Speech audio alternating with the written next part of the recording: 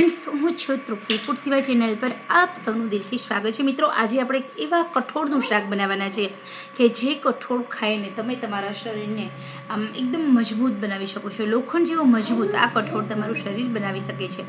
જી હા મિત્રો, આ કઠોળનું નામ છે મઠ। આ મઠ છે એની અંદર ઘણા બધા મિનરલ્સ વિટામિન્સ છે। વીકમાં એક વખત એટલે કે અઠવાડિયામાં એક વખત આ કઠોળ તમે ખાઓ તો તમારા શરીરની અંદર માંસ ખાવાની જેટલી તાકાત આવે છે એટલી આવે છે। તમારા સ્નાયુઓ મજબૂત કરે છે, લોખંડી શરીર બનાવે છે, તમારા શરીરને યુવાન રાખે છે। પગના જે દુખાવા હોય એ લોકોને ખાસ મઠ ખાવા જોઈએ। આજે આને લાલ મગ પણ કહેવામાં આવે છે, જે આપણા શરીરને એકદમ તાકાત આપે છે। તો ચલો જોઈએ કેવી રીતે મેં આ મઠનું શાક બનાવ્યું છે તેની રેસીપી। પહેલાં અહીંયા આપણે પાણીમાં 5 કલાક સુધી મેં મઠને પલાળી રાખ્યા છે। ત્યારબાદ હવે એ મઠને પાણી નિતારી સાઈડ પર મૂકી દેવાના અને આપણે કુકરની અંદર શાક બનાવીશું। બહુ ઓછા તેલમાં એકદમ ટેસ્ટી કુકરમાં ફટાફટ મગને એટલે મઠને બાફ્યા વગર ઇન્સ્ટન્ટ આપણે એકદમ સરસ મજાનું સબ્જી બનાવીશું। તો સૌથી પહેલાં અહીંયા આપણે જીરું અને અજમાથી વઘાર કરવાનો છે। 2 વાટકી મઠ હતા એટલે આપણે તેલ અહીંયા મૂકવાનું 3 વાટકી, તો 3 ચમચી। તો હવે અહીંયા તેલ ગરમ થાય એટલે આપણે જીરું અને અજમાથી વઘાર કરીશું, જેના કારણે ગેસ્ટ્રિક પ્રોબ્લેમ્સ ન થાય। સાથે આપણે એકદમ તાજું ફોલેલું લસણ એકદમ ખાંડી અને ઉમેરી દેવાનું છે। 4 થી 8 કળી લેવાનું લસણ આ કઠોળની અંદર ફરજિયાત ઉમેરવાનું, કારણ કે કઠોળ પચવામાં ભારે હોય છે। ગેસ્ટ્રિક ઘણા લોકોને કઠોળ ખાવાથી ગેસ થતો હોય છે, તો જો અજમો, લસણ અને હિંગથી વઘારેલું આ શાક તમને ગેસ નહીં પરંતુ પાચન તંત્ર વધારે મજબૂત કરશે। લસણ આપણું તેલમાં સંતળાઈ જાય એટલે આપણે હિંગ ઉમેરી અને પછી આપણે ઓનિયન ઉમેરી દેવાની છે। 1 થી 2 નાની નાની ઓનિયન લેવાની અને ચોપરમાં એકદમ ઝીણી બારીક ચોપ કરવાની અને પછી આપણે ઉમેરી દેવાની। તો હવે અહીંયા આપણી ઓનિયન સંતળાઈ જાય એ પછી આપણે એની અંદર ટામેટાં ઉમેરીશું। તો ખાસ કરીને જો આવી રીતે તમે આ કઠોળનું શાક બનાવશો, આ મઠનું શાક બનાવશો, તો જે લોકોને કઠોળ નથી ભાવતા એમને પણ ભાવશે, બહુ ટેસ્ટી બને છે। હવે આપણે ઓનિયનને હલાવી લેવાની છે, એકદમ લાઇટ પિંક ન થાય ઓનિયન ત્યાં સુધી આપણે ઓનિયનને સાંતળવાની છે।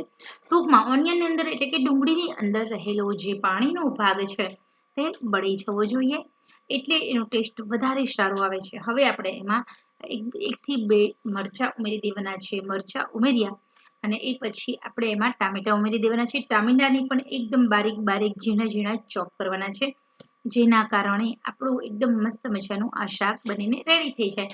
તો હવે અહીંયા તમે જુઓ તો આપણી જે મીડિયમ આંચે જ હું અહીંયા રસોઈ કરું છું, ધીમી આંચે બનાવેલી રસોઈ છે એના પોષક તત્વો જળવાઈ રહેતા હોય છે, રસોઈનો ટેસ્ટ બહુ સારો આવે છે અને સૌથી મહત્વનું ગેસ ઓછો વપરાય। અને બીજું એનાથી પણ મહત્વનું છે કે આપણા જે વાસણ હોય નીટ એન્ડ ક્લીન રહે છે, વાસણ સાફ કરવામાં તકલીફ નથી પડતી। તો અહીંયા આપણે મીડિયમ આંચે જ આપણે ડુંગળીને એકદમ સરસ સાંતળી લેવાની છે। આ શાકને ખરેખર ટેસ્ટી બનાવવું હોય તો એકદમ શાંતિથી ઊંડા શ્વાસ લઈ અને પછી ધીમી આંચે તમે રસોઈ બનાવો તો ખરેખર બધી રસોઈ ઓછા મસાલામાં બહુ ટેસ્ટી બનતી હોય છે। હવે અહીંયા 3 નાના ટામેટાં છે, મોટા ટામેટાં હોય તો 2 લેવાના, એને પણ આપણે સારી રીતે ધોઈ અને પછી ચોપરમાં ચોપ કરવાના અથવા તો મિક્સરમાં ટામેટાની પેસ્ટ બનાવી અને ક્રશ કરી દો તો પણ ચાલશે। તો હવે અહીંયા આપણે જોઈએ તો એકદમ ટામેટાં ઉમેરી દીધા છે। ટામેટાં ઉમેરી અને પછી આપણે નમક ઉમેરવાનું છે। નમક ઉમેરી આપણે હલાવીશું અને બધા મસાલા પણ કરી દઈએ। અહીંયા આપણે જો મઠને તમે મીઠું નાખી બાફશો તો તમારે નમક અહીંયા ઓછું ઉમેરવાનું। અહીંયા આપણે ખાલી પલાળેલા જ મઠ છે અને પછી કુકરમાં એનું શાક બનાવીએ છીએ। ઓકે, તો હળદર, નમક, કશ્મીરી લાલ મરચું, રેશમ પટ્ટો લાલ મરચું, સહેજ આપણે ગરમ મસાલો ઉમેરી દઈએ, થોડું આપણે કાચો અજમો અને થોડું જીરું ઉમેરી અને હવે આપણે હલાવી લઈશું। ગરમ મસાલાની અંદર તમે કોઈ પણ ગરમ મસાલો લઈ શકો છો, જો તમારા પાસે સબૂત મસાલા હોય તો એનો પણ ઉપયોગ કરી શકો છો। હવે આપણે આ તૈયાર કરેલી જે મસાલા છે એને 1 મિનિટ સુધી મીડિયમ આંચે તેલમાં ડુંગળી, ટામેટાં, મરચાં અને લસણ સાથે સાંતળીશું, જેના કારણે આ વધારે ટેસ્ટી બને। હવે અહીંયા જે પલાળેલા મઠ હતા એ મઠને આપણે ઉમેરી દેવાના છે। તમે જોઈ શકો છો આપણે બધા જ મઠ અહીંયા ઉમેરી દઈશું અને પછી આપણે હલાવી લઈશું। પાણી કેટલું ઉમેરવાનું? તો પાણી અહીંયા જો 1 વાટકી મઠ હોય તો 2 વાટકી, 3 વાટકી મઠ હોય તો તમારે 6 વાટકી, એ રીતે પાણી તમારે સેટ કરવાનું છે। પલાળેલા મઠ તમે જેટલા લો એનાથી ડબલ પાણી લેવાનું છે અને પછી એકદમ મીડિયમ આંચે 4 સીટી થવા દેવાની। 4 સીટી થશે એટલે આ મઠનું શાક બનીને રેડી। હવે અહીંયા આપણે થોડી વાર માટે એમ જ આપણે મઠ ઉમેરી અને પછી આપણે થોડી વાર મઠને હલાવી અને તેલમાં મઠને મસાલા કરેલા એના ભેગું સાંતળવા દીધા। પહેલાં થોડા મઠ ઉમેર્યા, પછી આપણે પાણી ઉમેરી બધા જ મઠ ઉમેરી દેવાના અને પછી કુકરની અંદર આપણે હલાવી અને લીડ કવર કરી એકદમ મીડિયમ આંચે 4 સીટી થવા દેવાની. ધીમે ધીમે મઠ ચડશે, એની મીઠાશ શાકની સરસ થશે, સાથે સાથે મઠની કાચા પણ નહીં રહે અને એનો ટેસ્ટ બહુ સારો આવે છે. આવી રીતે તમે બાળકોને લંચ બોક્સમાં પણ આવી રીતે કોરા મઠ બનાવી આપી શકો છો અને તમે રસાવાળા મઠ પણ બનાવી શકો છો. તો આ મઠ છે એ આપણી હેલ્થ માટે ખૂબ જ ઉપયોગી છે. અહીંયા આપણે 4 સીટી થઈ ગઈ છે, તમે જોઈ શકો છો. હવે આપણા મઠનું શાક બનીને રેડી થઈ ગયું છે.